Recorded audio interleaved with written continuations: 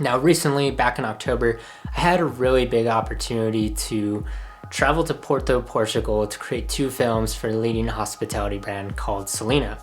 Now reflecting on this experience, I wanted the main purpose of this video to really break down these 2 films and how I made them and share with you my biggest takeaways. It was pretty much all improvised. There was no script provided to me. It was just a creative brief and one small meeting with the Selina team with a set of expectations of what they were expecting from me. But other than that, I had to pretty much come with all the concept and ideas by myself. And I wasn't too surprised, like all of my projects that I've done in the past. Everything has been pretty much improvised, but I try my best to educate myself and do as much research about the brand, about the creative style. In this instance, I had to rely a lot on voiceover and dialogue. And there was really only one place that these stories can come from, and those were the people who have either been staying at Selina or working for Selina. So when I first got there, I sent a message to the WhatsApp group of Selina Porto, basically introducing myself and explaining a little bit about the project that I'll be working on for the next 2 weeks. And fortunately enough, I received a lot of messages, people who were interested. And I want to give a special thanks to Karsten, Marta, Tiago, and Pedro, all of them for spending time outside of their busy schedules to basically get to know each other and interview. And it really helps communicate and give me that understanding of the community at Selina. The first film is about Karsten, a day in the life of a digital nomad, and what it looks like to be a member of the co-work program. And the second film is about Torto, a new bar that opened up across the street from the hostel. And Pedro shares about the space and how his team has been striving every day to make sure it becomes a place anyone can relax, hang out, and feel welcome. This was pretty much the highlight of my time there.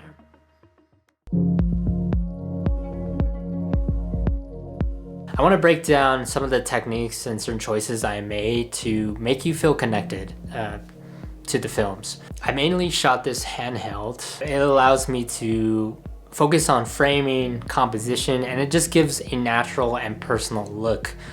And I mainly keep my camera on the gimbal at all times, and I use an interesting method and turn my gimbal sideways.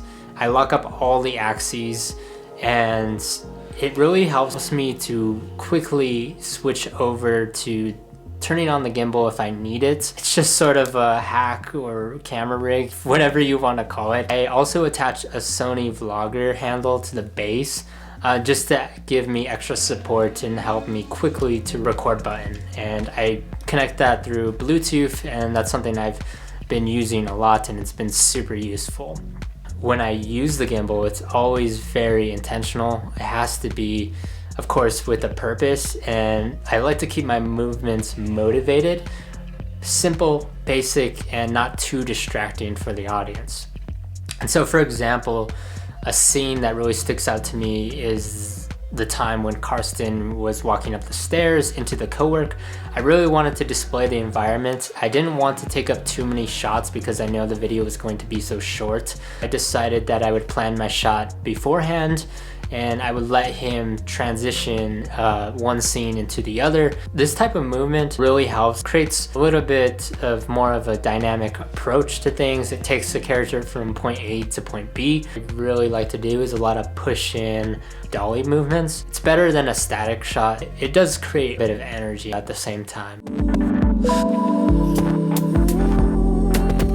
It was really refreshing to be somewhere where nobody knew who I was, and to be surrounded by so many talented people pushed me, motivated me, and chasing different perspectives opened the doors to, creating these stories. Thanks to Selina, they provided me with direction and a purpose for being there. And that was to stay focused on the mission, to capture everything I possibly could to represent them as a brand. If I did this as a passion project, and if I would just show up to Porto to create a travel film, it probably would look different. Making a travel film can be very overwhelming, and when you go somewhere that you've never been to before, ideas can be so broad and you want to go out and just capture everything. So yeah, I really appreciate everyone for being involved, for all the new friends that I met along the way. Sometimes you may not be ready for certain opportunities. You may not feel like you're ready. The important thing is to have confidence in your abilities. If there's something that you want to create, I'd say go out and do it. Share your work. You never know who is watching, and create with what you have. Gear doesn't always matter. What matters is story. And if you can focus on learning the fundamentals, the basics of cinematography, of composition and framing, that's ultimately going to set yourself apart from anyone in this industry. You know, I just really wanted to share this experience with you because I've learned so much from this, and I would really regret not sharing about my process because it's something that I love to do. It's also my passion, and that's pretty much all. Thank you for watching, and I will see you guys in the next video.